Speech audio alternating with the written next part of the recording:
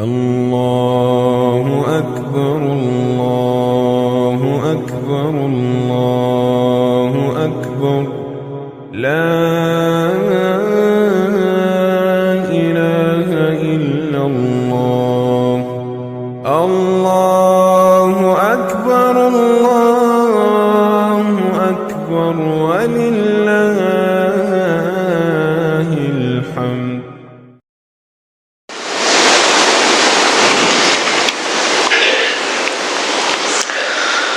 أعوذ بالله من الشيطان الرجيم. بسم الله الرحمن الرحيم.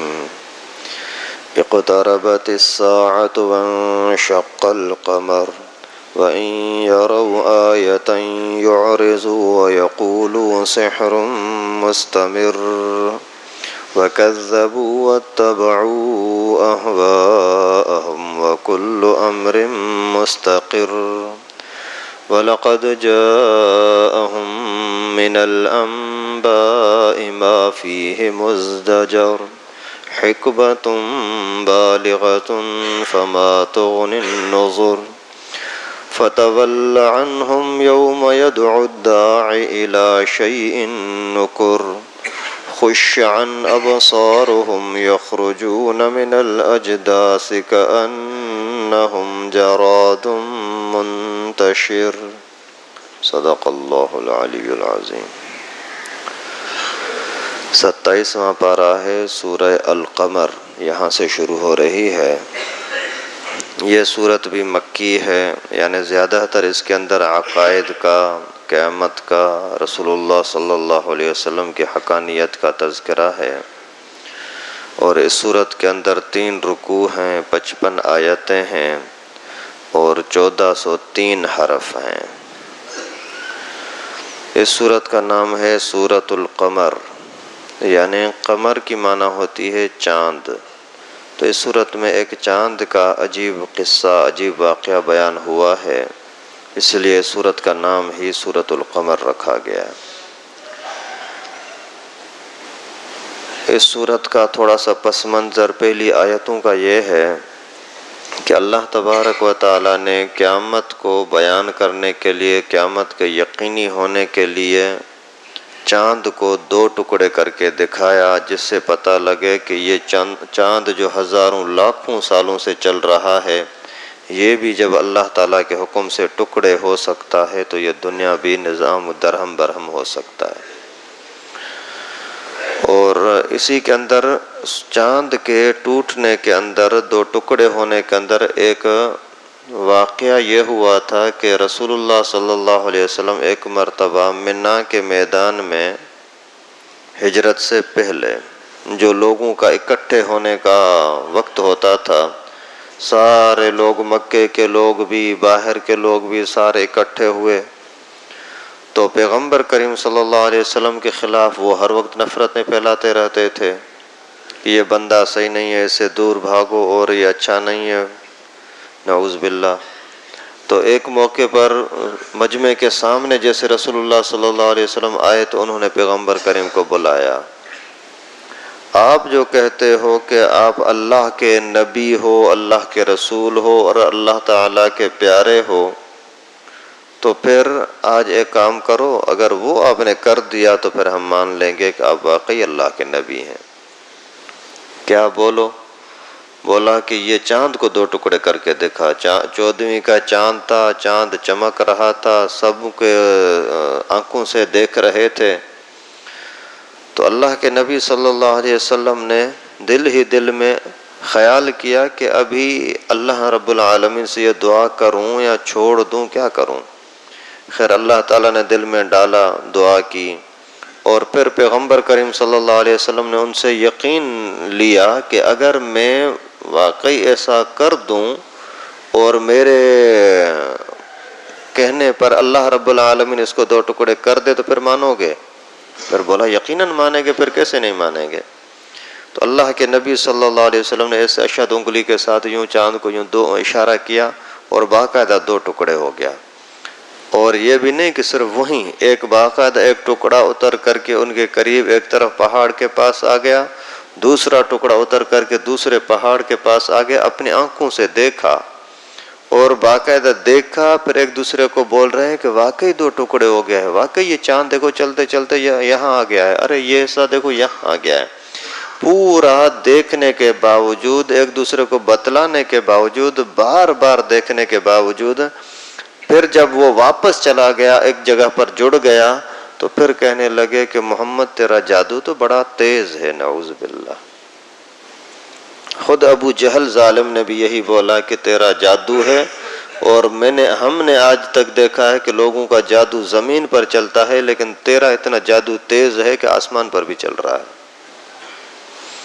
تو ان کا تذکرہ اللہ تعالیٰ نے یہاں فرمایا کہ اتنا کچھ دیکھنے کے باوجود جو نافرمانی کرتے ہیں، نہیں مانتے، تو ان کا حساب کتاب پھر قیامت میں ہوگا۔ اصل بات یہ ہوتی ہے کہ جب انسان گندگی میں لگ جاتا ہے نا، برے ماحول میں لگتے لگتے لگتے جب دل کالا ہو جاتا ہے نا، پھر اس کو سچ اور جھوٹ کا پتہ نہیں لگتا کہ سچ ہے کیا۔ تو اللہ رب العالمین نے فرمایا اقتربت الساعۃ وانشق القمر، قریب آ چکی قیامت اور پھٹ چکا چاند۔ قیامت قریب آ چکی ہے۔ ابھی قیامت قریب کا مطلب کیا ہے کہ ہر آنے والی چیز قریب ہے نا۔ اگر کسی کو آج بولو جائے یار 2 سال کے بعد 10 سال کے بعد تیرے لیے یہ ہوگا، تو ابھی سے اس کو فکر لگ جائے گی، یار باقی 9 سال بچے، باقی 8 سال بچے، پھر یہ حادثہ آنا ہے، یہ مصیبت آنی ہے۔ تو قیامت سے بڑا حادثہ اور کیا ہو سکتا ہے؟ اس وجہ سے اللہ رب العالمین نے فرمایا قیامت قریب آ چکی ہے۔ اور اسی طریقے سے اللہ کے نبی صلی اللہ علیہ وسلم نے اشارہ فرمایا، 2 انگلیوں کو ملا کر کے فرمایا کہ میرا اور قیامت کا مثال یوں ہے، جیسے انگلیوں کے بیچ میں کوئی فاصلہ نہیں ہے نا، تو میرے اور قیامت کے بیچ میں بھی کوئی فاصلہ نہیں، ابھی کوئی اور نبی نہیں آئے گا۔ اور وانشق القمر، اور چاند بھی پھٹ چکا، 2 ٹکڑے ہو چکا۔ یعنی اس کے اندر اشارہ تھا کہ جس طرح چاند ٹوٹ سکتا ہے تو یہ دنیا کا نظام بھی ٹوٹ سکتا ہے۔ آپ کو اللہ رب العالمین کی قدرت پر، اللہ کے حکم پر یقین کرنا چاہیے۔ وَإِن يَرَوْا آيَةً يُعْرِضُوا وَيَقُولُوا سِحْرٌ مُسْتَمِرٌّ، اور جب دیکھتے ہیں کوئی بھی نشانی تو پھر منہ موڑ لیتے ہیں اور کہتے ہیں کہ یہ بھی ہمیشہ سے چلے آنے والا جادو ہی ہے، نعوذ باللہ۔ کتنی بڑی بدبختی ہے، خود اپنے زبان سے کہتے ہیں کہ یہ دکھاؤ تو ہم مانیں گے، پھر نہیں مان رہے۔ بالکل اسی طریقے سے حضرت صالح علیہ السلام کے ساتھ بھی ہوا تھا۔ اللہ کے نبی ہیں، لوگوں نے آ کر کے بولا کہ ہم چاہتے ہیں کہ اس پہاڑ سے، اس پتھر سے اونٹنی نکلے تو ہم مان لیں گے۔ اونٹنی نکلی اور نہ مانے، جب نہ مانے، بے قدری کی، تو اللہ تعالیٰ کا عذاب آ گیا، پوری قوم تباہ ہو گئی۔ تو اس طرح کے نافرمانی کے بعد قوم کے تباہی یقینی ہو جاتی ہے، لیکن پھر بھی رسول اللہ صلی اللہ علیہ وسلم کے صدقے اللہ تعالیٰ نے ایسا عذاب نہیں بھیجا جو پوری قوم تباہ ہو جائے۔ وَكَذَّبُوا وَاتَّبَعُوا أَهْوَاءَهُمْ وَكُلُّ أَمْرٍ مُسْتَقِرٌّ، اور انہوں نے جھٹلا دیا نبی پاک کو اور اپنی خواہش اور اپنی باتوں کے پیچھے لگے، حالانکہ ہر کام اپنے وقت پر پکا ہونے والا ہے۔ یہ بھلے جھٹلاتے رہیں، اپنی خواہشات پر چلتے رہیں، دین کو چھوڑتے رہیں، لیکن جو کچھ اللہ تعالیٰ کی طرف سے ہونا ہے وہ ہو کر رہے گا، کوئی ان کو روک نہیں سکتا۔ وَلَقَدْ جَاءَهُم مِّنَ الْأَنبَاءِ مَا فِيهِ مُزْدَجَرٌ، بے شک آئی ہیں ان کے پاس پہلے سے بھی ایسی خبریں جن کے اندر ڈانٹ ڈپٹ کی باتیں ہیں، یعنی پہلے والے واقعات ان کے سامنے پیش کیے گئے ہیں قرآن اور پیغمبر کریم کی زبان کے ذریعے سے۔ فرعون کا کیا ہوا، نمرود کا کیا ہوا، اور قوم صالح کا کیا ہوا، قوم ہود کا کیا ہوا، قوم سمود کا کیا ہوا، حضرت عیسیٰ علیہ السلام کے نافرمان کیسے خنزیر اور بندر بن گئے، حضرت موسیٰ علیہ السلام کے نافرمان کیسے غرق اور تباہ ہو گئے۔ اسی طریقے سے ڈانٹ ڈپٹ کی باتیں جن خبروں کے اندر ہیں وہ خبریں ان کو بتائی گئی ہیں، لیکن پھر بھی لاپرواہی کرتے ہیں۔ حکمت بالغۃ فما تغنی النذر، اللہ تعالیٰ فرماتے ہیں یہ بڑی کمال کی حکمت کی باتیں ہیں اور ان کو پھر ڈرانے والے کچھ بچا نہیں سکیں گے۔ ابھی یہ ان کو یہ حکمت کی باتیں ہیں اللہ رب العالمین جو ہمیں سمجھا رہے ہیں۔ اور جو ان کو ڈرانے والی چیزیں آتی ہیں، بھلے انسانوں کی صورت میں ہوں یا کوئی حادثات کی صورت میں ہوں، اگر پہلے یہ نہیں مانتے تو پھر وہ ان کی کوئی مدد کر سکیں، ایسا نہیں ہوگا۔ فَتَوَلَّ عَنْهُمْ يَوْمَ يَدْعُ الدَّاعِ إِلَىٰ شَيْءٍ نُكُرٍ، آپ میرے نبی آپ ان سے چہرہ موڑ لیں، جس دن آئے گا پکارنے والا پکارے گا ایک عجیب اور خطرناک چیز کی طرف، تو اس وقت میں ان کا حال کیا ہوگا؟ خُشَّ عَنْ أَبْصَارُهُمْ يَخْرُجُونَ مِنَ الْأَجْدَاثِ كَأَنَّهُمْ جَرَادٌ مُنتَشِرٌ، تو ان کی نظریں جھکی ہوں گی، قبروں سے ایسے اٹھیں گے جیسے کہ پھیلی ہوئی ٹڈی ہیں، مُهْطِعِينَ إِلَى الدَّاعِ، اور پکارنے والے کی طرف دوڑ رہے ہوں گے، یقول الکافرون ھذا یوم عسر، اور کافر لوگ بولیں گے یہ بڑا مشکل اور بھاری دن ہوا۔ یہاں اللہ تعالیٰ نے پھر رسول اللہ صلی اللہ علیہ وسلم کو تسلی دی کہ اے میرے نبی، یہ اگر نہیں مانتے، آپ کو جھٹلاتے ہیں، لاپرواہی نافرمانی کرتے ہیں، آپ نے تو اپنا کام کیا نا، ابھی آپ ان سے کو چھوڑ دیں بس۔ اور ایسا دن آئے گا کہ ایک پکارنے والا پکارے گا نکر چیز کی طرف، بہت ہی خطرناک ناپسندیدہ چیز کی طرف، آ جاؤ حساب کتاب کے لیے پیش ہونا ہے، آ جاؤ تم نے جو زبان سے بکواس کی تھی نا اس کا حساب لینا ہے، ابھی آ جاؤ تم نے جو کسی پر ظلم کیا تھا نا اس کا حساب کتاب ہونا ہے۔ تو یہ کڑوی چیز ہے نا، تو اللہ رب العالمین فرماتے ہیں کہ ان کو کڑوی چیز کی طرف بلایا جائے گا، تو جب بلایا جائے گا تو نہ چاہتے ہوئے بھی آئیں گے، خُشَّ عَنْ أَبْصَارُهُمْ، سر جھکائے ہوئے قیدیوں کی طرح ان کو کھینچ کر کے لایا جائے گا۔